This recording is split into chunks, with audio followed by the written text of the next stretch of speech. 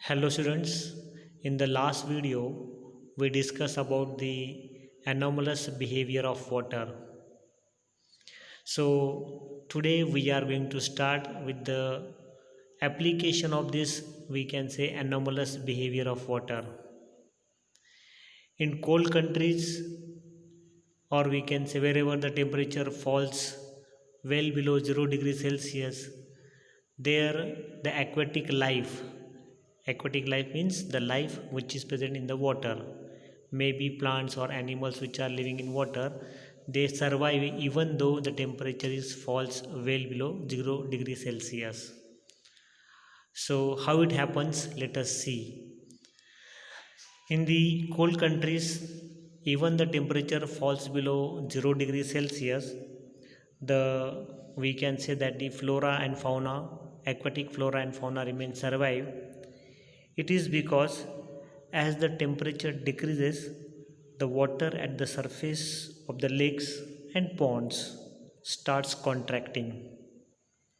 So the density of that water increases, it becomes heavy, it goes down, and it we can say that here this process continues till the temperature of all the water in the lake, or we can say ponds, falls to 4 degrees Celsius.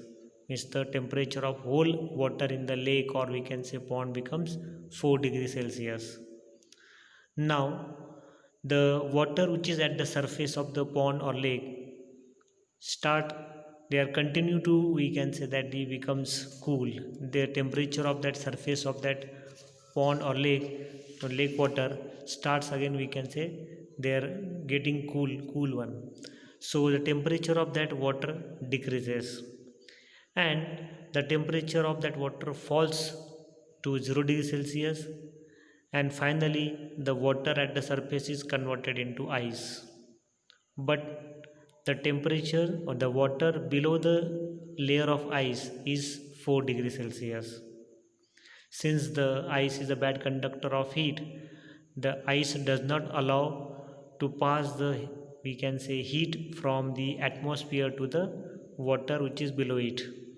It means here the water which is below this ice is, we can say, the temperature is remain as it is, which was 4 degrees Celsius. So we can say that the temperature remains 4 degrees Celsius, and the aquatic life, that is flora and fauna, remain survive in that temperature. Now after studying this, we can say that this anomalous behavior of water, more applications you can find. Even the, we can say, in cold regions in winter, the rock cracks. When the rock crack, that time also you can find out that the same here, the anomalous behavior of water plays an important role. Even the mountaineers, they when they climb the, we can say, the Mount Everest, they found that sometimes this one, the time for cooking was more as they go higher one. Sometimes they find the cliffs are there, they fall suddenly. Even the tubes, what they carry, they also, we can say, gets broken one. So why this happens, it is only, we can say, because of this anomalous behavior of water. So after studying this application of this anomalous behavior of water, let us start with the new, that is a new point, that is dew point and humidity. About the 71% of the surface of earth is covered with water. Due to constant evaporation of water, water vapor is always present in the atmosphere. The amount of water vapor in the atmosphere help us to understand the state of daily weather. The presence of water vapor in the air makes it moist. The moisture contained in the atmosphere is called humidity. So this water is there, water vapors are present in the air. It is only, we can say that the water which is present in the sea or oceans get evaporated, and that water vapor remain in the air. So we can say that the whatever the moisture content in the atmosphere is there, that we call humidity. So can you imagine near the sea, or we can say oceans, there is a, we can say, we find more water vapor.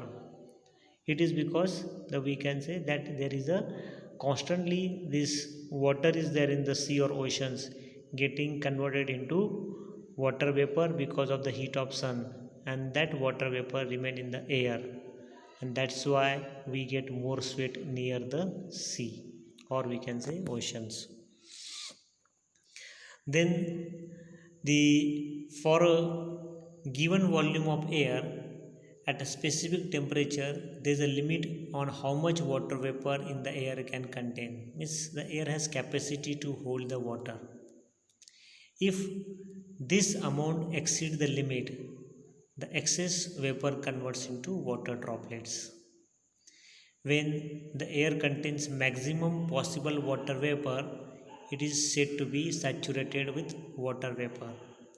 Means suppose there, once the capacity is reached, now no more further we can say water vapor remain in the air. Means whatever extra water vapor will come, it will again convert into, we can say, water droplets. Means that time we can say the water, the air is there, it becomes saturated with the vapor. The amount of vapor needed to saturate the air depends on the temperature of air. It means if the temperature increase one, they can hold more quantity of water vapor. If the temperature is less, then they can hold the less quantity of water vapor.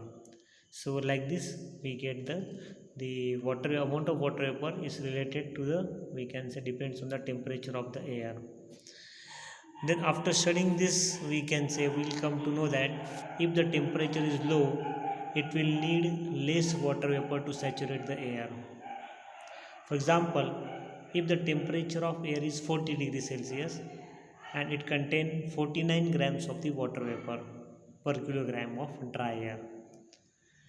If the amount of water vapor increase this limit, means now suppose we can say 49 grams, if suppose this amount of the water vapor exceeds the limit, the additional water vapor will condense.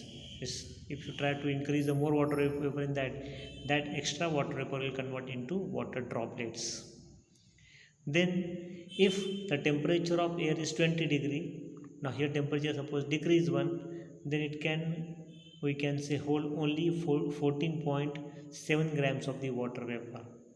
So per kilogram now its capacity becomes near about the 15 grams. So here what happen, as the temperature decreases 1, the air has the less capacity to hold water. Means their capacity of holding the water vapor decreases 1.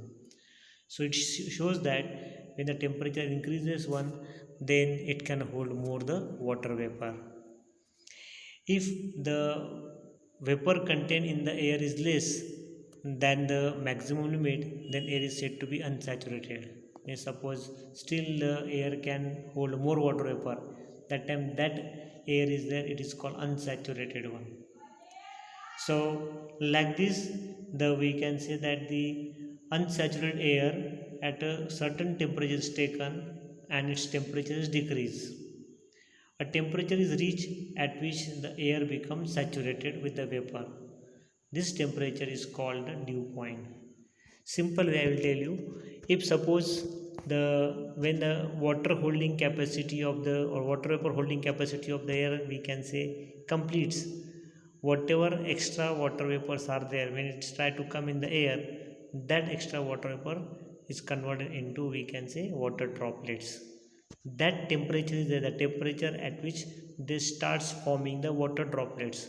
That temperature is called the dew point.